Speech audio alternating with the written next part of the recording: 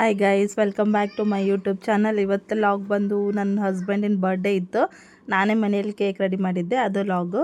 ರವೆ ತೊಗೊಂಡಿನಿ, ಎರಡು ಬೌಲ್ ರವೆ ತೊಗೊಂಡು ಅದೇ ಕನ್ಸಿಸ್ಟೆನ್ಸಿನೇ ಕೋಕೋ ಪೌಡರ್ ಇತ್ತು ನನ್ನ ಹತ್ರ. ಕೋಕೋ ಪೌಡರ್ ತೊಗೊಂಡಿದ್ದೀನಿ. ಆಮೇಲೆ 2 ಬೌಲ್ ಅಂತ ಹೇಳಿದ್ನಲ್ವ ನಾನು, 2 ಬೌಲ್ ರವೆದ್ದೇ ಮಾಡಿದ್ದು.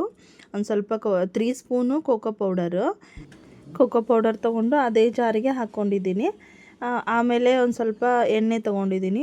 ಅದು ಕೂಡ ಒಂದು 5 ಸ್ಪೂನ್ಸ್ ಅಂದ್ಕೊಳ್ಳಿ, 5 ಸ್ಪೂನ್ಸು ಎಣ್ಣೆ ತೊಗೊಂಡಿದ್ದೀನಿ ನಾನು. ಏನಂದರೆ 2 ಬೌಲು ರವೆಗೆ ಅರ್ಧ 3 ಸ್ಪೂನ್ಸು ಕೋಕೋ ಪೌಡರ್ಗೆ, ಆಮೇಲೆ ಒಂದು 5 ಸ್ಪೂನು ಎಣ್ಣೆ, ಅಡುಗೆ ಮಾಡೋ ಎಣ್ಣೆನೇ ತೊಗೊಂಡಿದ್ದೀನಿ. ಆಮೇಲೆ ಒಂದು ಅರ್ಧ ಬೌಲು ಹಾಲು ತೊಗೊಂಡಿನಿ ಅದೇ ಬೌಲಿಗೆ, ಯಾಕಂದರೆ ಅಳತೆ ಚೇಂಜ್ ಆಗಬಾರ್ದು ಅಂಥೇಳಿ.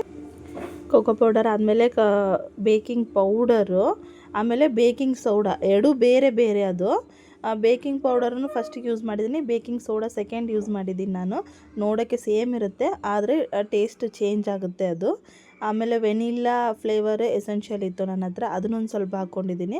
ಅದನ್ನು ಕೂಡ ನಾನೇನು ಮೆಜರ್ಮೆಂಟ್ ಮಾಡಿಲ್ಲ, ಒಂದು 3 ಸ್ಪೂನ್ಸ್ ಅಂದ್ಕೊಳ್ಳಿ, ಅದು ಕೂಡ 3 ಸ್ಪೂನೇ ಹಾಕಿದಂಗೆ. ನನಗೂ ಸ್ವೀಟ್ ಜಾಸ್ತಿ ಬೇಕು, ಹಾಗಾಗಿ ನಾನು ಒಂದು ಬೌಲ್ ಸಕ್ಕರೆ ತೊಗೊಂಡಿದ್ದೀನಿ. ಅದು ನಿಮಗೆ ಜಾಸ್ತಿ ಬೇಕಂದರೆ ಜಾಸ್ತಿ ತೊಗೋಬೋದು, ಸ್ವಲ್ಪ ಓಕೆ ಮೀಡಿಯಮ್ ಇತ್ತಂದರೆ ಮೀಡಿಯಮ್ ತೊಗೋಬೋದು. ಇಷ್ಟು ಹಾಕ್ಕೊಂಡು ನಾನು ಮಿಕ್ಸರ್ ಮಾಡ್ಕೊಂಡಿದ್ದೀನಿ. ನೋಡಿ ಈ ಕನ್ಸಿಸ್ಟೆನ್ಸಿ ಬಂದಿದೆ. ಆದರೆ ಇದನ್ನು ಸ್ವಲ್ಪ ಸ್ವಲ್ಪ ನೀವು ಹಾಲು ಹಾಕಬೇಕು, ಯಾಕಂದರೆ ಅಟ್ ಎ ಟೈಮೇ ಎಲ್ಲ ಮಾಡ್ತಿದ್ದೀನಲ್ವ, ಹಾಗಾಗಿ ಸ್ವಲ್ಪ ಸಣ್ಣಗಾಗೋದು ಲೇಟ್ ಆಗುತ್ತೆ. ಒಂದು ಸ್ವಲ್ಪ ಹಾಲು ಹಾಕಿದರೆ ಮತ್ತೆ ಆಗುತ್ತೆ. ಒಂದು ಪಾತ್ರೆ ತೊಗೊಂಡಿದ್ದೀನಿ ನಾನು.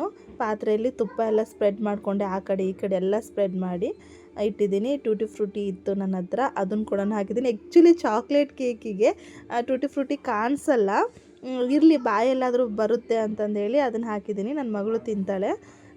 ಆಮೇಲೆ ಇದು ಇನ್ನೂ ಮಿಕ್ಸರ್ಗೆ ಹಾಕ್ಕೊಂಡು ಈ ಕನ್ಸಿಸ್ಟೆನ್ಸಿ ಇತ್ತು ಅಂತಂದರೆ ಸರ್ವ್ ಮಾಡ್ಕೋಬೋದು. ಇದಕ್ಕೆ ಪಾತ್ರೆಗೆ ಸರ್ವ್ ಮಾಡ್ಕೊಂಡಿದ್ದೀನಿ ನಾನು. ಆಲ್ರೆಡಿ ಸರ್ವ್ ಆಗಿ ಎಲ್ಲ ಕರೆಕ್ಟ್ ಅನಿಸಿದೆ. ಇದು ಫಸ್ಟ್ ಟೈಮ್ ನಾನು ಕೇಕ್ ಮಾಡ್ತಿರೋದು.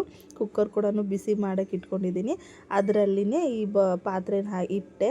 ಅದು ಫುಲ್ಲೆಲ್ಲ ಬೆಂದುತ್ತೆ ಅಂಥೇಳಿ ಕರೆಕ್ಟ್ ಅನಿಸುತ್ತೆ ಎಲ್ಲ ಕನ್ಸಿಸ್ಟೆನ್ಸಿ ನೋಡಿ. ಆಮೇಲೆ ಒಂದು 1/2 ಆನ್ ಅವರ್ ಬಿಟ್ಟಾದಮೇಲೆ ಈ ಥರ ಆಗಿತ್ತು, ಚೆನ್ನಾಗಾಗಿತ್ತು. ಆದರೆ ಇನ್ನೊಂದು 1/2 ಆನ್ ಅವರ್ ಬಿಡೋಣ ಅಂತಂದು ಹೇಳಿ ಬಿಟ್ಟೆ ನಾನು. ಗ್ಯಾಸ್ ಮೇಲೆ ನಿಂತು ಸ್ಲೋ ಫ್ಲೇಮಲ್ಲಿತ್ತು, ಆದರೆ ಸ್ಲೋ ಫ್ಲೇಮಲ್ಲಿನೇ ಇಡಬೇಕು. ನಾನು ಫಸ್ಟ್ ಟೈಮ್ ಮಾಡೋದ್ರಿಂದ ನನಗೂ ಸ್ವಲ್ಪ ಡೌಟ್ ಇತ್ತು, ಹಾಗಾಗಿ ನಾನು ಸ್ಲೋ ಫ್ಲೇಮಲ್ಲಿನೇ ಇಟ್ಟಿದ್ದೆ. ಆದರೆ ಸಖತ್ತಾಗಿ ಬಂದಿತ್ತು, ನಿಜವಾಗ್ಲೂ ಚೆನ್ನಾಗಾಗಿತ್ತು ಕೇಕ್ ಮಾತ್ರ. ಫುಲ್ ಆ ಕಡೆ ಈ ಕಡೆ ಎಲ್ಲ ಹಿಂಗೆ ನೋಡಿದೆ, ಎಲ್ಲಾದರೂ ಹಿಂಗೆ ಹತ್ಕೊಂಡೈತೇನೋ ಪಾತ್ರೆಗೆ ಅಂಥೇಳಿ, ಅದೇನಾಗಿರಲಿಲ್ಲ. ಎಲ್ಲ ಫುಲ್ ಬಿಡಿ ಬಿಡಿನೇ ಇತ್ತು. ಎಲ್ಲ ಕಡೆ ಹಿಂಗೆಲ್ಲ ಸ್ಪ್ರೆಡ್ ಮಾಡಿಕೊಂಡೆ, ಚೆನ್ನಾಗಾಗಿತ್ತು. ಇನ್ನೊಂದು ಸಲ ಆ ಕಡೆ ಈ ಕಡೆ ನೋಡಿದೆ, ಏನಾದರೂ ಹಸಿ ಇತ್ತು ಅದರೊಳಗಡೆ ಅಂತಂದರೆ ಅದು ನಮಗೆ ಸ್ಪೂನಾಗಲಿ ಇದಕ್ಕಾಗಲಿ ಚಾಕುಗಾಗಲಿ ಹತ್ಕೊಳ್ಳುತ್ತೆ. ಇದು ಹಸಿ ಕೂಡ ಇರಲಿಲ್ಲ, ಚೆನ್ನಾಗಾಗಿತ್ತು. ನೋಡಿ ನಾನು ಹೆಂಗೆ ತೆಗಿತೀನೋ ಹಾಗೆ ಬರ್ತಾಯಿತ್ತು. ಆಮೇಲೆ ಇನ್ನೊಂದು ಪ್ಲೇಟಿಗೆ ಸರ್ವ್ ಮಾಡಿಕೊಂಡೆ, ಬಿಸಿ ಕೂಡ ಇತ್ತಲ್ವ, ಹಾಗಾಗಿ ಒಂದು ಬಟ್ಟೆ ತೊಗೊಂಡು ಪ್ಲೇಟಿಗೆ ಸರ್ವ್ ಮಾಡಿದೆ. ಅದನ್ನೇ ಕೆಳಗಡೆ ಏನಾದರೂ ಹಿಂಗೆ ಸೀದೋಗೈತೇನೋ ಅಂತ ನೋಡಿದೆ, ಅದು ಕೂಡ ಆಗಿರಲಿಲ್ಲ, ಚೆನ್ನಾಗಾಗಿತ್ತು. ಟೈಮಿಂಗ್ ಮಾತ್ರ ಒಂದು 45 ಮಿನಿಟ್ಸ್ ಅಂತೂ ಬೇಕೇ ಬೇಕು. ಇನ್ನೂ ಸ್ವಲ್ಪ ಮಿಕ್ಸರ್ಗೆ ಹಾಕ್ಕೋಬೋದಾಗಿತ್ತು ನಾನು, ರವೆನೇ ಎಲ್ಲ ಅಟ್ ಎ ಟೈಮಿಗೆ ಹಾಕಿದ್ನಲ್ಲ, ಹಾಗಾಗಿ ಅದೊಂದು ಸ್ವಲ್ಪ ರವೆ ಕಾಣಿಸುತ್ತೆ. ಆದರೆ ಮಾತ್ರ ಬಾಯಲ್ಲೂ ಮಾತ್ರ ಸಖತ್ತಾಗಿತ್ತು ಟೇಸ್ಟು. ಟ್ರೈ ಮಾಡಿದ್ಮೇಲೆ ನಮ್ಮ ಹಸ್ಬೆಂಡ್ ಹೇಳಿದ್ರು ಚೆನ್ನಾಗಾಗೈತೆ ಅಂಥೇಳಿ. ಆದರೆ ಅವ್ರಿಗೊಂದು ಸ್ವಲ್ಪ ಸ್ವೀಟ್ ಜಾಸ್ತಿ ಬೇಕು, ಹಾಗಾಗಿ ನಾನು ಸ್ವೀಟ್ ಹಾಕಿದ್ದೀನಿ. ನೋಡೋಣ. ಆಮೇಲೆ ನಾನದು ಮೇಲೆ ಡೆಕೋರೇಷನ್ ಮಾಡೋದಕ್ಕೆ ಡೈರಿ ಮಿಲ್ಕ್ ಚಾಕ್ಲೇಟ್ ತೊಗೊಂಡು ತುಪ್ಪದಲ್ಲೇ ಒಂದು ಸ್ವಲ್ಪ ಮೆಲ್ಟ್ ಮಾಡ್ಕೋತಾ ಇದ್ದೆ. ಆದರೆ ಅಷ್ಟು ಚೆನ್ನಾಗಿ ಮೆಲ್ಟ್ ಆಗಲಿಲ್ಲ, ಅದು ನನಗೆ ಸ್ವಲ್ಪ ಗಂಟು ಅನ್ನಿಸ್ತು.